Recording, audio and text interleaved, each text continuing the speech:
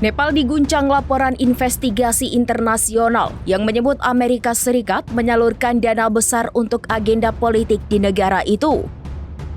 Temuan ini memicu tuduhan baru terhadap program Millennium Challenge Corporation atau MCC.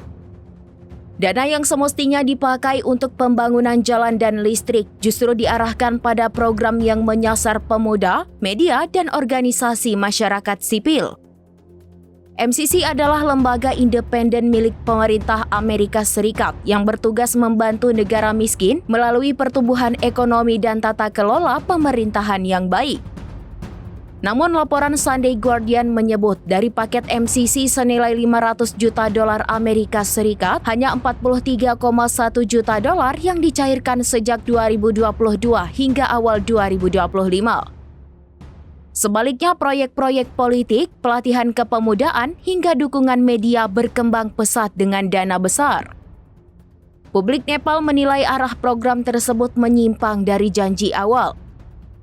Investigasi juga menemukan total dana bantuan dari MCC, USAID, hingga inisiatif lain mencapai hampir 1 triliun dolar Amerika Serikat.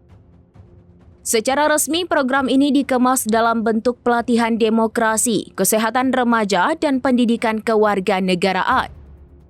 Namun, intelijen memperingatkan adanya resiko mobilisasi politik. Publik semakin kecewa karena pembangunan infrastruktur berjalan sangat lambat. Jalan raya baru tidak kunjung rampung dan jaringan listrik terbengkalai. Sebaliknya, program politik yang lebih lunak justru berjalan mulus.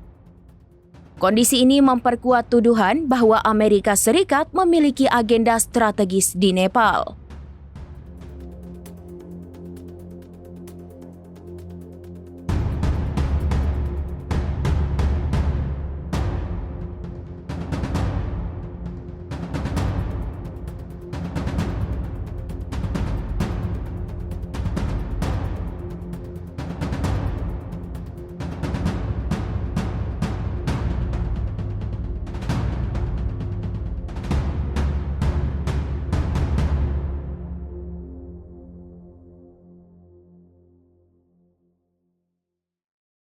Download Tribun X sekarang, menghadirkan lokal menjadi Indonesia.